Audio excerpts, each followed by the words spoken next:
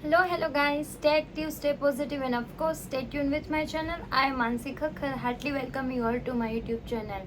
And recently, back to back women's harassment na je cases થાય છે, oh my god.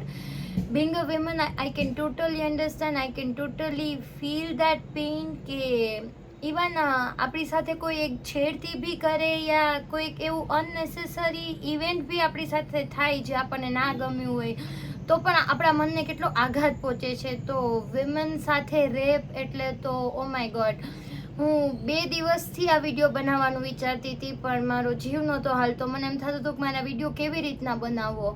But finally આજે જન્માષ્ટમી છે, video થોડો late post થયો છે. તો ભગવાન શ્રી કૃષ્ણએ જ કદાચ મને થોડી હિંમત આપી, અંદરથી મને મોટિવેશન મળ્યું. હા, I am a big fan of Krishna. તમે મને કૃષ્ણ લવર બી કહી શકો છો.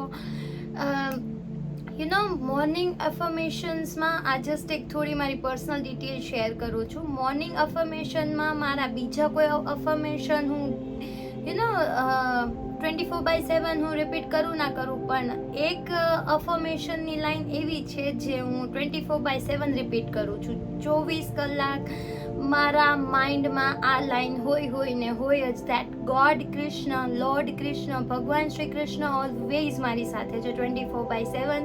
સો 65 days no matter what, he is always with me. એટલે આજે જન્માષ્ટમીના દિવસે આજે હું આ વિડીયો બનાવું છું. મને અંદરથી થોડું મોટિવેશન મળ્યું એટલે મને લાગ્યું કે હવે મારે આ વિડીયો બનાવવો જ જોઈએ. રિસેન્ટલી થયેલા રિસર્ચ પ્રમાણે 81% વિમેન સાથે વર્ક ઉપર હેરેસમેન્ટ થાય છે. મતલબ કે જ્યાં બી આપણે જોબ કરતા હોય ત્યાં હરેસમેન્ટના કિસ્સા 81% વિમેન સાથે બને છે, પણ આપણા ધ્યાનમાં કેટલા આવે છે? હાર્ડલી 20-30%. આ તો દુઃખદ ઘટના છે જ કે વિમેનની સાથે જે બી ઇન્સિડન્ટ્સ બને છે એ બહાર લાવવામાં એમને શરમ આવે છે, એ કહી નથી શકતા. પણ એના કરતાં પણ વધારે દુઃખદ ઘટના એ છે કે જે લોકોને ખબર હોય છે કે એમની આજુબાજુમાં થયું છે એ પણ એમને પ્રોટેક્ટ નથી કરતા.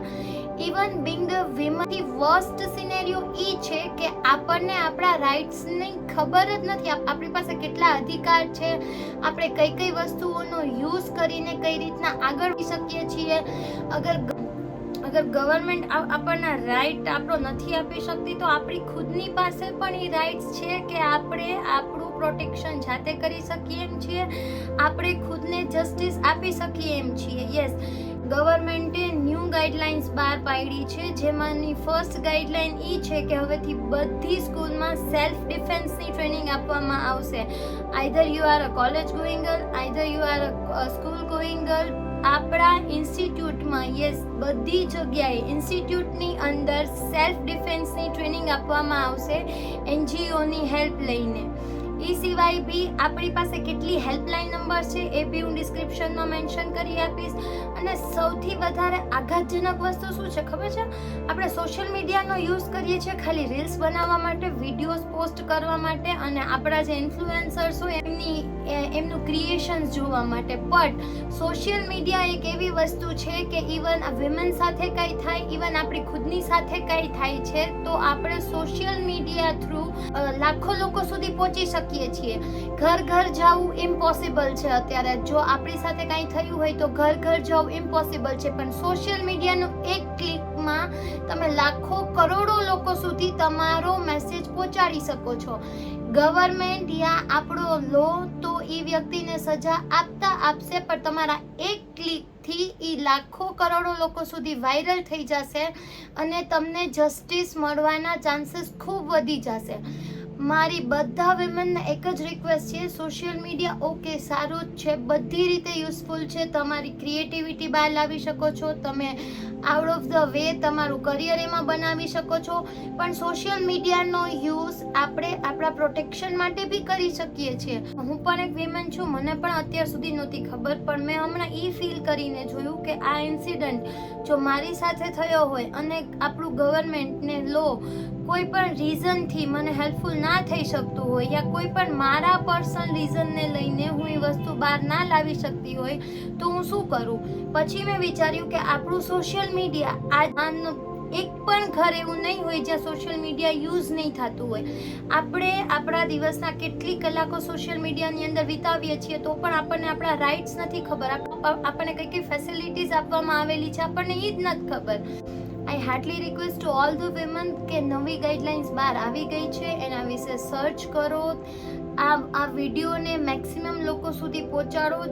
સપ્ટેમ્બર 1 થી જ આ ન્યૂ ગાઈડલાઇન છે એ અપ્લાય થવાની ચાલુ થઈ જશે. દરેક ઇન્સ્ટિટ્યૂટની અંદર ગર્લ્સને, ભલે અંડર કોલેજ ગોઈંગ હોય કે કોઈ પણ ગર્લ હોય, એને સેલ્ફ ડિફેન્સની ટ્રેનિંગ આપવામાં આવશે NGOની સહાય લઈને. સ્કૂલમાં જો તમે કોઈ પણ હરેસમેન્ટના કેસથી યા તમને કોઈ પણ મુશ્કેલી તમે અનુભવો છો, 1098 નંબર છે તમારા માટે અવેલેબલ. તમે કોઈ પણ મુશ્કેલી અનુભવો યા તમને કોઈ પણ ટાઈપની હરેસમેન્ટ ફીલ થઈ છે તો તમે ડિરેક્ટલી આ નંબર પર કોલ કરી શકો છો 1098. એ સિવાય પણ બીજું એક હેલ્પલાઇન નંબર છે 181, વિમેન્સ હેલ્પલાઇન નંબર છે આ. તમે કોઈ પણ હરેસમેન્ટ અનુભવો યા તમને કોઈ પણ તકલીફ થતી જણાય તો તમે ડિરેક્ટલી આ નંબર ઉપર કોલ કરી શકો છો. એ સિવાય બી હું બીજા ઘણા બધા નંબર્સ છે જે ડિસ્ક્રિપ્શનમાં મેન્શન કરી આપીશ.